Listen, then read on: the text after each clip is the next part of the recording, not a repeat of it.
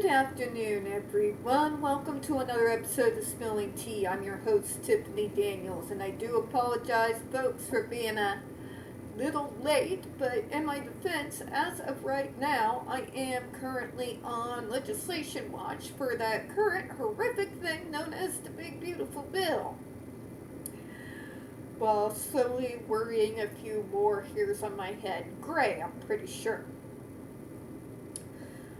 But anyways, we'll get to the JRC here in just a moment. But first, the disclaimers and the trigger warnings. If you're unfamiliar with the Stop the Shocks campaign or the campaign against the troubled teen industry, pertinent links are going to be there for you right there in the description box, along with what I hope are some helpful labels. So if you'd like to deep dive the Judge Rotenberg Educational Center on your own, you're absolutely welcome to go ahead and do so. Trigger warning, we do have this channel marked not for kids for a reason. We do use profanity. And when we talk about places like the Judge Rotenberg Educational Center or Agape Boarding School for Boys, you're going to hear vivid descriptions of and catch clips of surveillance footage of people with mental health issues and disabled people being tortured and abused. So if you have a child that is 16 and younger and they are watching this, parental supervision is very much advised.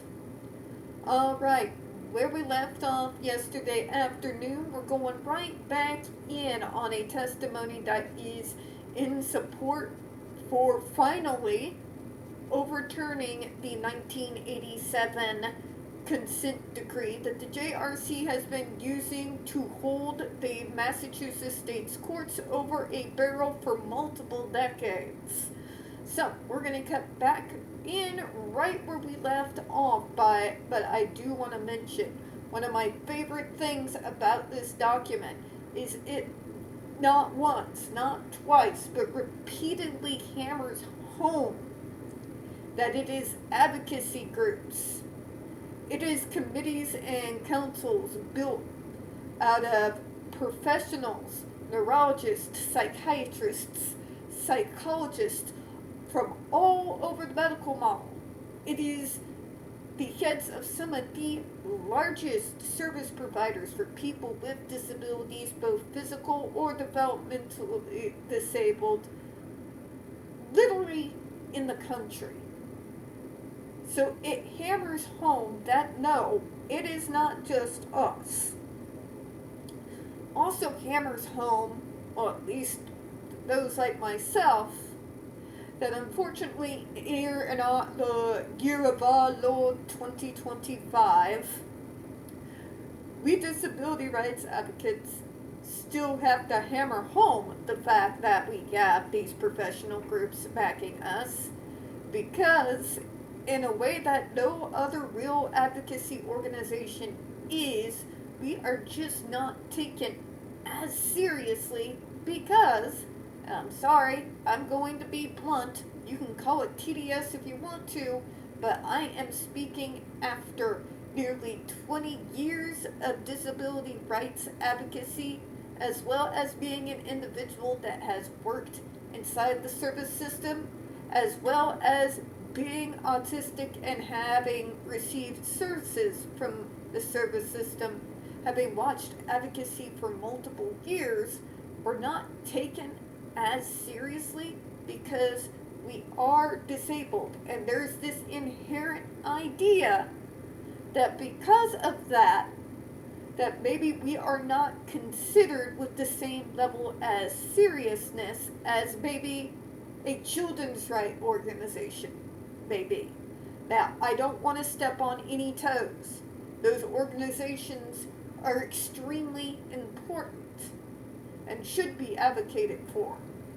I'm just saying there is discrepancy between how organizations like that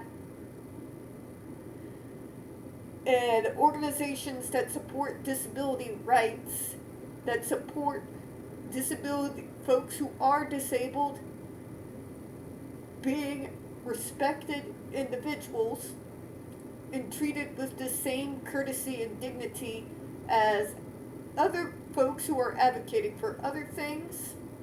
You don't see it. You really don't see it.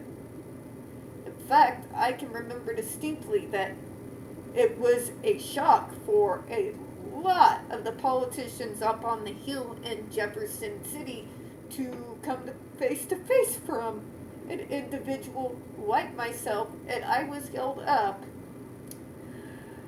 much against my very own, very virulent and strong dislike, as though I was the exception, when as a matter of fact, more often than not, I've been the rule. But I have to bring it up because we have to bring in the heavy hitters behind our well-respected advocacy groups, because if we don't, unfortunately, in our current culture, our statements don't pack the same punch without them in the way other organizations would still be able to have that same level of punching power.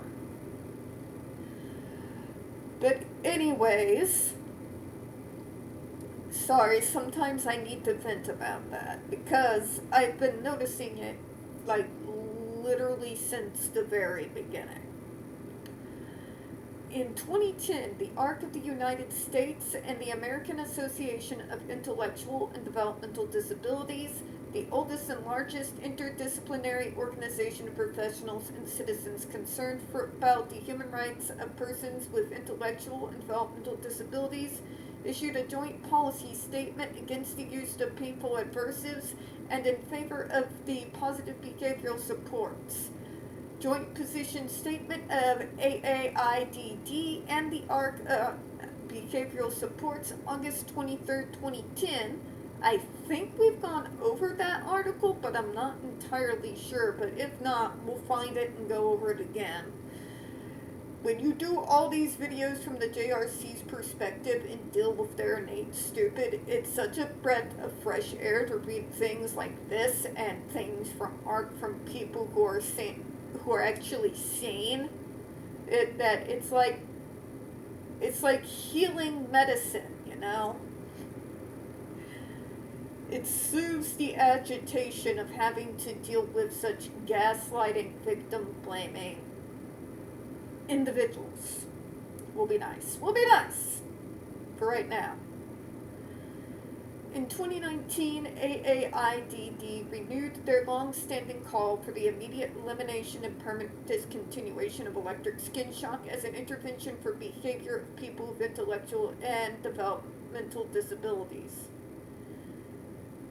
I mean, when you've got a joint statement, one of the largest and oldest interdisciplinary organizations for the human rights of disabled folk, and the largest by none service provider for people with disabilities, point blank period, in the United States, issuing joint statements like this, backing up us grassroots advocates who have been on the ground since get-go. I think that's saying a lot. It also takes away this whole thing up, but we're experts. We're the only individuals that have ever dealt with this particular refractory population with any real success. You can't really say that when you have ARC in the room, can you? Because ARC, as one of the largest service providers, period, in the entirety of the United States, I can tell you as an individual who has worked in partner with the ARC, both as a consultant on my own and in my former role as the advocacy specialist for the Missouri Department of Mental Health Division of DD, I can tell you that yes, ARC does have some consumers who they work with within the service system that are considered, quote unquote, refractory. And I know how they handle it as opposed to going to physical aversives, because I've been in those meeting rooms and I've worked together with others to help come up with a solution that is satisfactory to the consumer, most importantly, and dealing with those issues that maybe are not being covered by either one single type of program or another, but you may need to take different bits and pieces from several different programs because not two of us are the same. Which is why I've always believed when it comes to disabilities, physical, developmentally disabled, or however you want to call it, that the way of the cookie cutter treatment needs to go the way of the dodo. It would be far better to base it on the individual as opposed to having these different things to turn to. I know why it was originally done, but I also know the massive drawbacks. Including this, but even for the individuals that those programs do work, like with myself, there were still areas that I had to rely on other means of help. I'd say the largest amount of help didn't come so much from the treatment program as it was getting involved with disability rights advocacy, period. And finally being in a safe space, surrounded by all my peers, knowing I'm not going to be judged no matter how awkward I happen to be. When you are on that level of liberation, the amount that helps you begin to overcome whatever social issues and faux pas you may have, because you understand that you're in a room full of people who completely understand. And that is something that I promoted a lot, yes, even with that population. Like, but what if those behavior happens? Then you're in a room surrounded by a whole bunch of individuals just like you who struggle with some of the very same things. And it was from them that I learned a few coping mechanisms that have stopped more than one meltdown in its tracks right before it was getting ready to happen. So things like that is a lot of what the people at ARC advocate for, utilize, and suggest. In fact, it was with ARC's encouragement that I got involved with APSI, which, as you guys know, if you've seen some of my other videos, were the individuals that were the pioneers bringing out into the Missouri area the information and resources in regards to employment first initiatives. It was through that work with them and them partnering with DMH that we were able to start bringing that policy into practice in the state. So,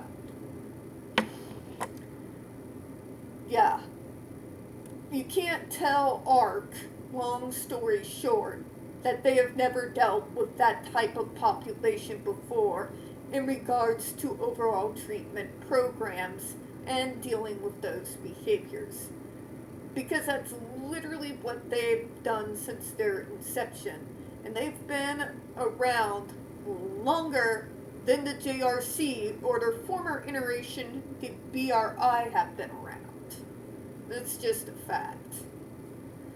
Let me go ahead and continue here. In 2016, the National Association of State Directors of Developmental Disability Services, NASDDS, which represents state IDD agencies in 50 jurisdictions, Puerto Rico, and the District of Columbia, submitted formal comments to the FDA rejecting the use of interventions that cause pain and harm for the purposes of modifying behavior and instead promoting the use of positive behavioral support. Now, I know some of this we did cover yesterday. Yes, we're re-going over it because I thought of a few points that I didn't cover yesterday that I wanted to go through today. Now, let us go ahead and continue here. Most recently, professional associations specializing in applied behavioral analysis have followed suit. The Association of the Professional Behavior Analysts, APBA Board of Directors, issued a statement concluding that contingent skin shock is generally not accepted standard of care in the behavior analytic treatment of severe or challenging behavior. And considering we know the JRC is like, but this is within ABA guidelines, It may be within the ABA guidelines of back around circa very in 1980s, but it sure as hell isn't now. Having an organization like that come forward to back us up and make quite clear to the layman that no, this is not considered regular or normal in regards to treatment anymore speaks volumes. And that its use goes against the profession's overarching ethical principles of maximizing benefits for clients and doing no harm and treating others with compassion, dignity, and respect. Please preach it, because this world doesn't understand to this day. The Massachusetts Association for Applied Behavioral Analysis, known as MASS ABA, an organization that represents the interests of behavior analysts in the state, issued a 2021 position paper stating that the contingent electric skin shock is an unnecessary and demonstratively harmful tactic with possible long-term negative physical effects, whose use is immoral, inhumane, and unethical, and outside the scope of the practice of behavior analysis. For right now. I say that because ABA in the past had as a part of its program the physical aversives. Yes, they removed it, at least the physical aversives, but they still leave the psychological mindfuckery that I like to refer to as psychological aversives. We really do need to deep dive that. Maybe when I'm not juggling so many different series because our current government has lost its damn mind, we'll be able to get into that in a little bit more depth than what we've barely touched on going after the JRC. But the point remains. Even the Association for Behavior Analysis International, which had previously included the Judge Rotenberg Center in its national conferences, recently voted to strongly oppose the use of contingent electric skin shock under any condition. Now, that has taken about, since I got into the movement, for the ABAI to finally issue that statement. But I'm talking, it has been extremely recent. When they got involved on our side, I mean very recent. We're talking, it's about around 2022 or 2023 when there was a protest at one of the ABAI conventions, because not only were they featuring JRC, but they had one of the big heads of JRC as a keynote speaker, and there were massive protests that happened during that particular conference that unfortunately I did not have the money to be able to go to. I miss out on a lot of stuff I'd like to be in the middle in. But yeah, we all know how that goes, right? So that is very, very new. Even they, after all this time, are slowly coming on board here. I wonder what it was that finally convinced them, because I remember reporting to you guys about those protests against the ABAI conference when it was going on. Taken together, these statements reflect a well-established, emphatic, and widespread rejection of electric shock as a form of behavior modification and provide compelling evidence of the need to conform Massachusetts law with significant changes in the standard of care for people with disabilities. Preach it! Preach it! Suggested amendment to H.180. Let's jump into this real quick here. As H.180 is currently written, the prohibition on procedures to inflict physical pain, including electric shock, applies to persons with physical, intellectual, or developmental disabilities. There is no logical reason to exclude persons with behavioral or mental health-related conditions from these same protections. 'Excuse me a minute.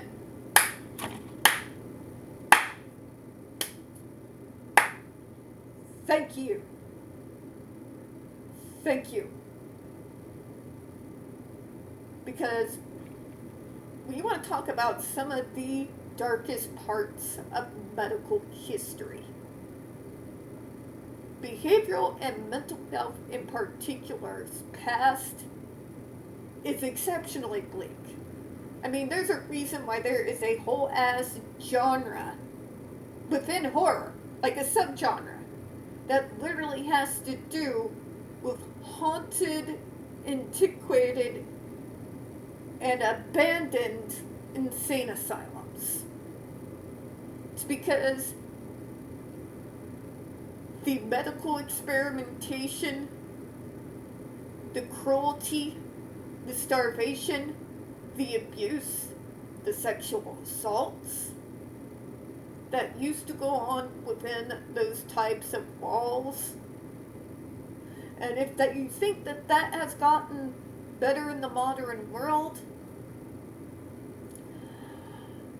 I'm sorry to bust your bubble, but the only difference is now when we catch it, we condemn it.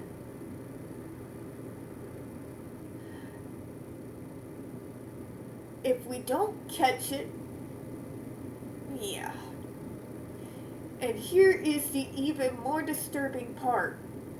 There is still such a stigma when it comes to behavioral or mental health, those of us who have those issues, that a good majority of us to this day still don't report on abuse or domestic violence situations, because we know that due to our diagnosis, we are probably not going to be believed, and our diagnosis will be used as a reason to not believe us, whether by the individuals we are reporting said abuse to, or the people who are abusing us speaking to them using our disability or mental health issue against us.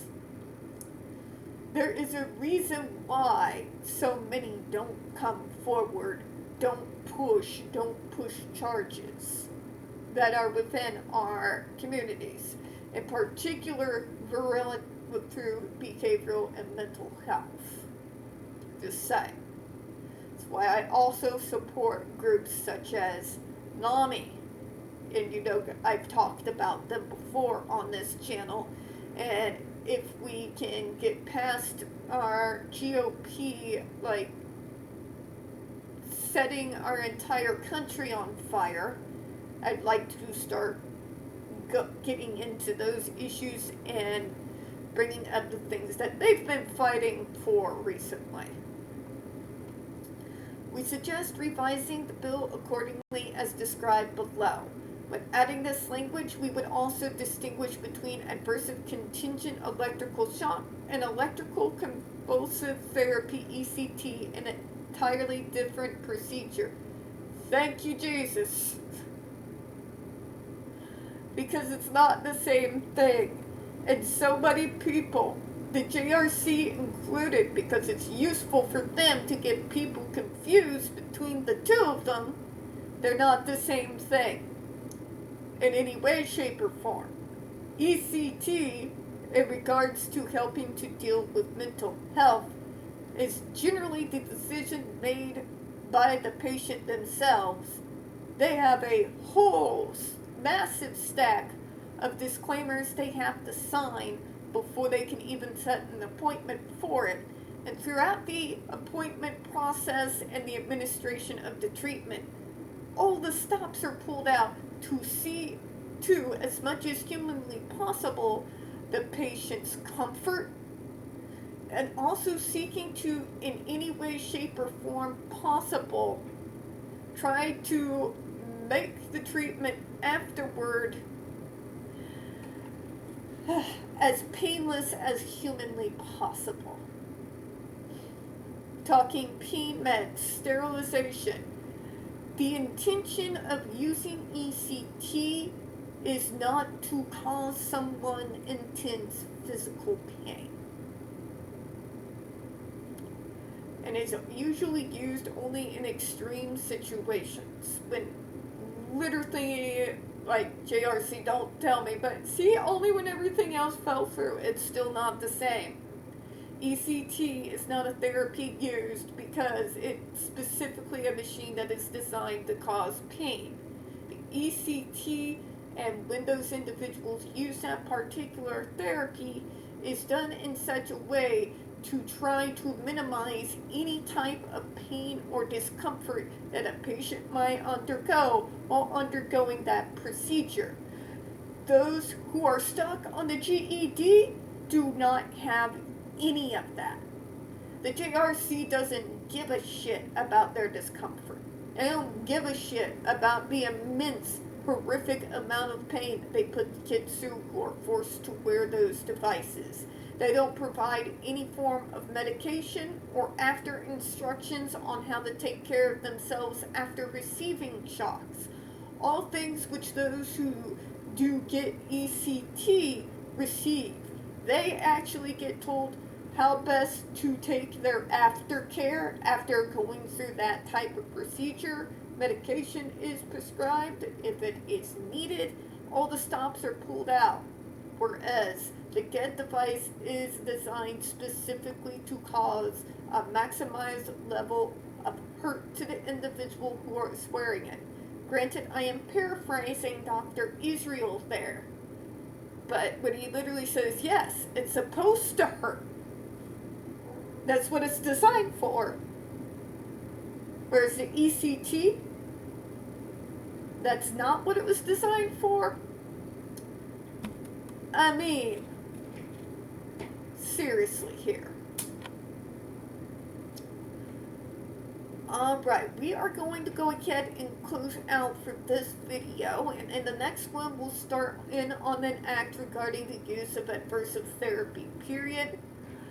But for right now, let's go ahead and close out real quick. We don't get very many views on this channel, and the few we do tend to get removed from time to time. So folks, you do know the drill. Please don't forget to hit the like button, hit subscribe, and please folks don't forget to hit the comments. I do appreciate your time, and as always folks, we here at Spilling Tea absolutely do hope you have a good one. I will see you all here in a few minutes. Bye-bye, everyone.